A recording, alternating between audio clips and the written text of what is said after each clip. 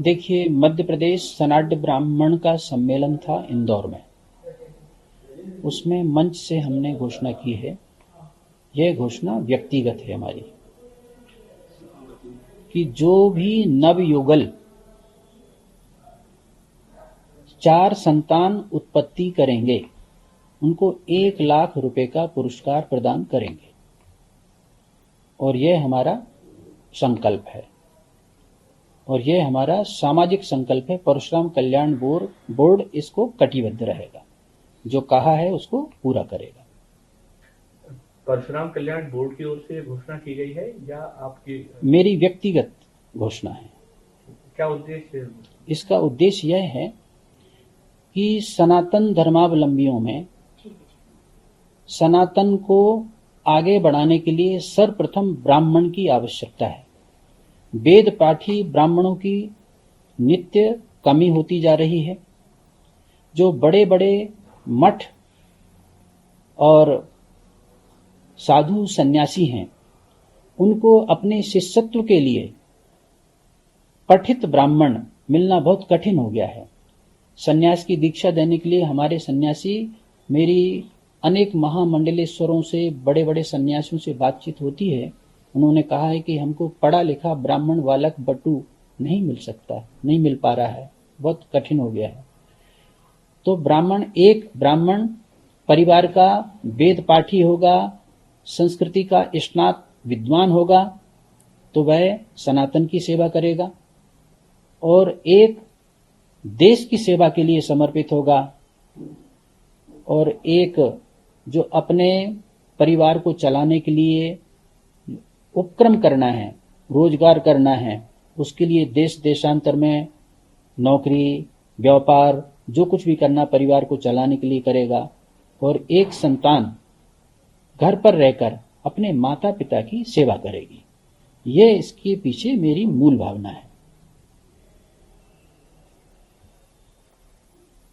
2 बच्चों का कह रही है कि जनसंख्या कानून आना चाहिए, और अगर आपका और उनका विचार थोड़ा अलग अलग नहीं है? देखिए, हाँ, ये विचार अलग हो सकता है। ये कानून जब आ जाएगा तो फिर उस पर विचार करेंगे। अभी फिलहाल तो ऐसा कोई कानून नहीं है, क्योंकि कई समुदाय जो हैं उनके 8-8 और 16-16 बच्चे पैदा हो रहे हैं।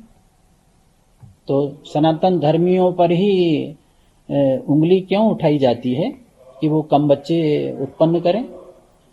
क्योंकि सनातन धर्म हमारे देश की आधारशिला है और निरंतर उसमें जनसंख्या के जो वृद्धि दर है वो निरंतर कम होती जा रही है, जिससे सनातन को बहुत कठिनाई का सामना करना पड़ सकता है भविष्य में। उस कठिनाई से बचने के लिए अधिक संतान उत्पत्ति करने की सलाह परशुराम कल्याण बोर्ड के अध्यक्ष होने के नाते व्यक्तिगत रूप से मैंने मंच से दी है। दूसरा है कि सरकार बच्चे हैं तो सरकारी नौकरी भी चली जाती है, तो ऐसे में बहुत सारे ब्राह्मणों की सरकारी नौकरियां नहीं चली जाएंगी? जिनके पास अभी नौकरी है उनकी नौकरी तो जाने का सवाल ही नहीं है। मैं तो आगामी नव युगल के बारे में मैंने कहा है। सरकारी नौकरी किसी की खतरे में नहीं है। जो सरकारी नौकरी कर रहे हैं वो सरकारी नौकरी करते रहेंगे, लेकिन प्राइवेट सेक्टर में भी सरकारी नौकरी से ही आजीविका का पोषण होता है, ऐसा नहीं है।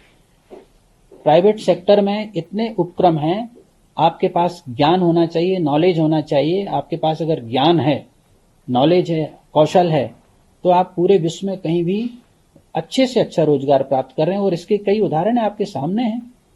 सत्या नडेला क्या है? अनेक ब्राह्मण पुत्र अनेक बड़ी सी बड़ी कंपनियों के सीईओ हैं।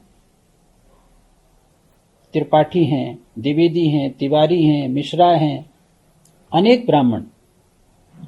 तो संतति उत्पन्न करने में मैंने देखा है कि सबसे पहले तो अधिक उम्र होने पर विवाह करना, ये सबसे बड़ा उसका हानिकारक तथ्य है कि सही आयु में विवाह होना चाहिए बच्चों का, और जिससे संतानोत्पत्ति शीघ्र हो सके, समय पर हो सके, तभी उनको 4 संतान प्राप्त हो सकेंगी। इस बात की भी मैंने वहां पर घोषणा की थी कि समय पर विवाह करें, बेटियों का और बेटों का। 1 लाख रुपए एक बार ही देंगे या 1 लाख रुपए तो उनको 1 लाख रुपए तो पुरस्कार देंगे हम। और उनको फिर उनके बच्चों को पढ़ाने में, लिखाने में, उनके शादी में, विवाह में, हर प्रकार से हमारी सामाजिक मदद हमेशा तैयार रहता।